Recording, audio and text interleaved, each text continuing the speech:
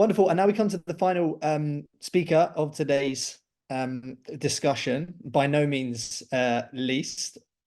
Cello, good morning. How are you, sir? Can you hear me? Yeah. Can hear you clearly. Can you hear me? Yeah, perfect. Perfect. Fantastic. Well, look, the floor is yours. We'd love to learn about, what you're building with Lemon, and importantly, why, and what your future vision is for that solution.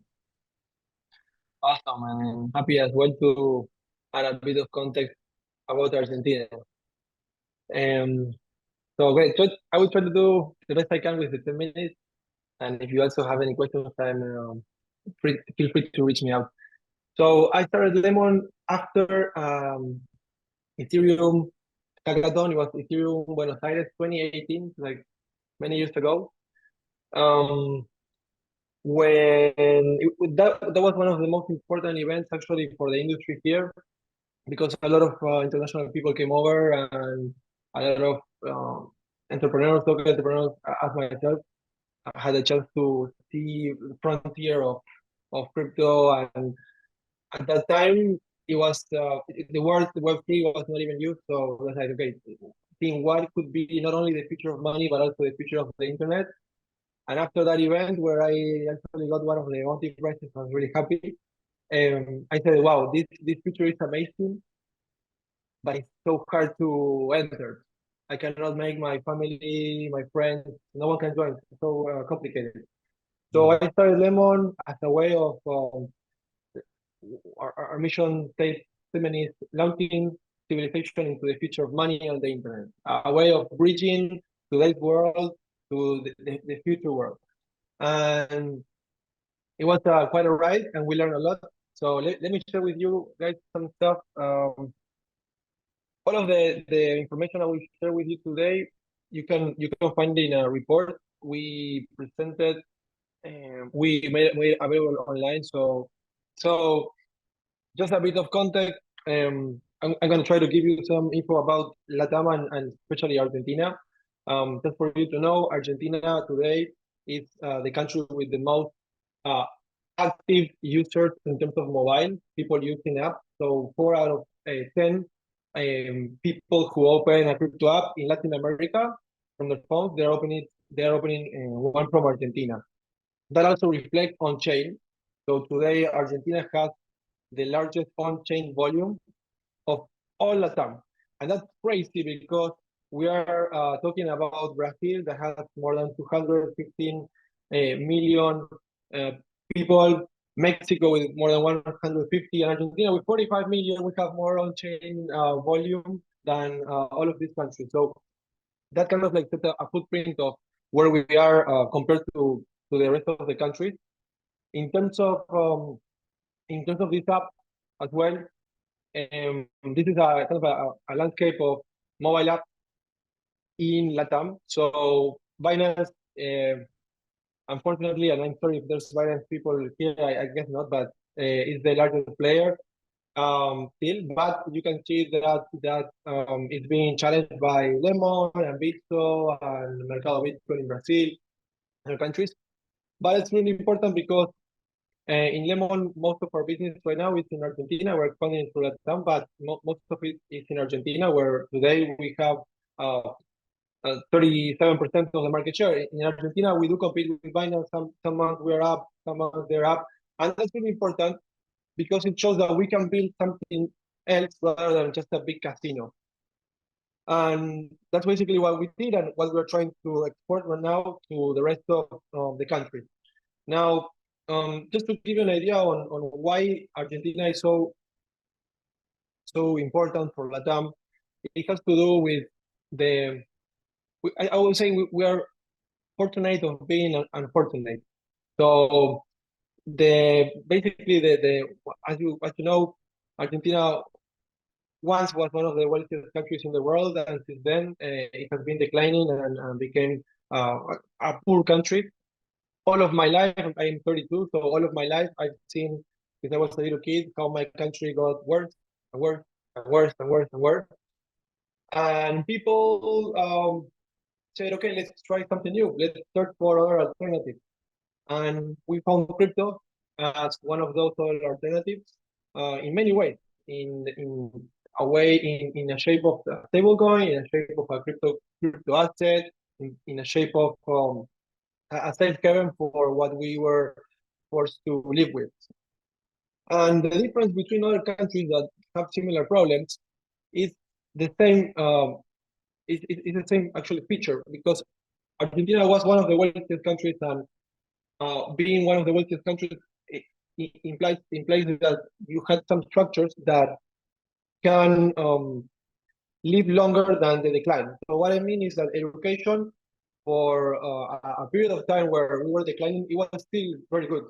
So you have compared to other countries a population that has a very hard time in the economic side, but they had a very good education.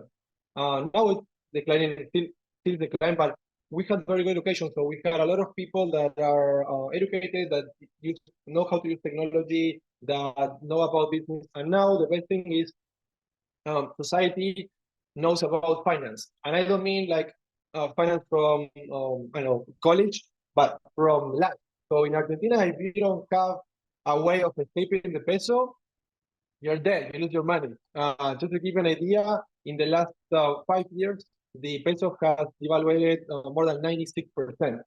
So if you did nothing and you stayed in pesos, just like that, in 5 years, you lose your money. So everyone, even a taxi driver, a school teacher, know about finance. And that puts us in a great place.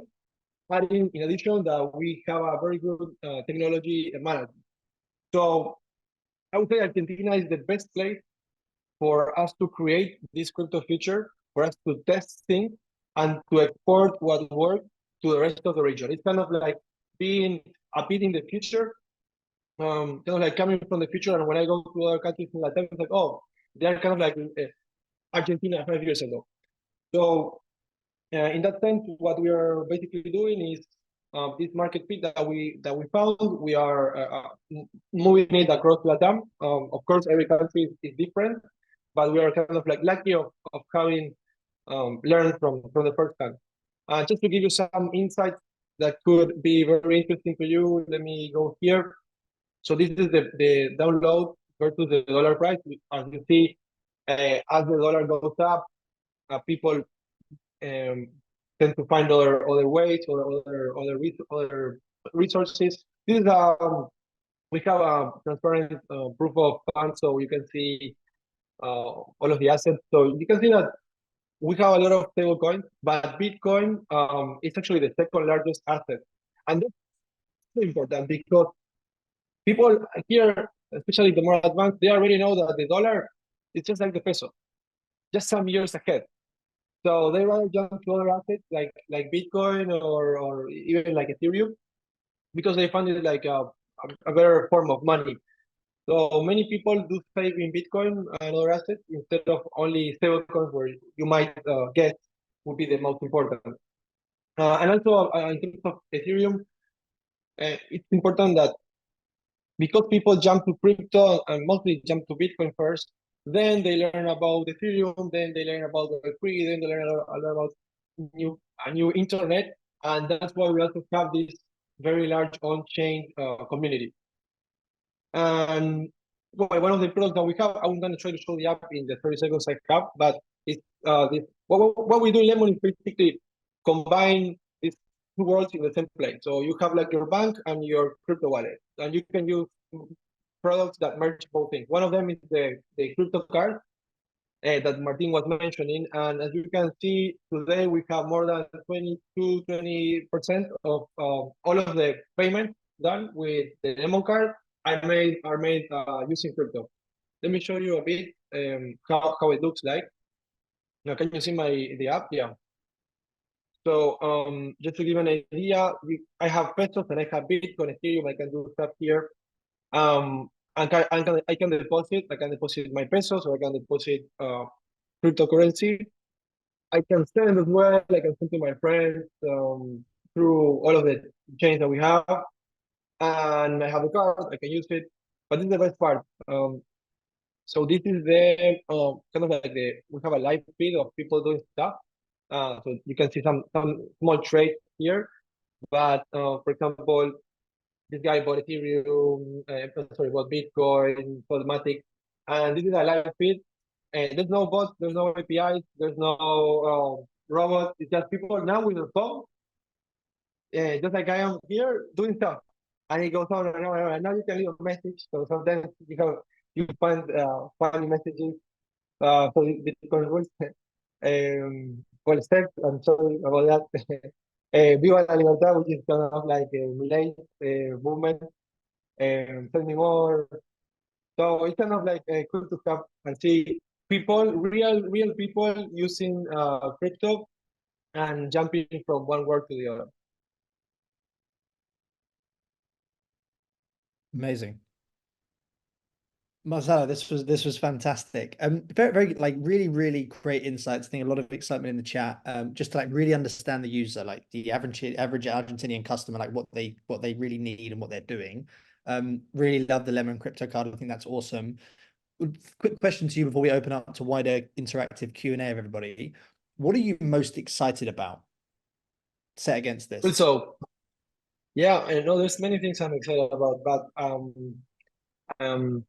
what I see is that Ethereum and crypto is finding maturity in two main aspects.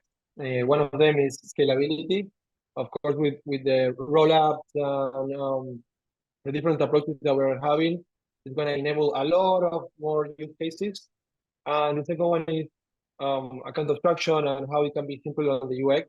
I think that both of those things combined with a country that has people with crypto can be kind of like the catalyst for this crypto revolution. So I'm very excited and working close with some of the teams and doing scalability to see how can we make this user base, this huge user base, the largest user base in Latam, be able to jump directly on crypto and accelerate this transition. So I think once we have those two set of features, then the rest will be building the use cases. So we will need developers, projects coming over and interacting with real people. And well, Argentina I think is the best place to do it. Fantastic.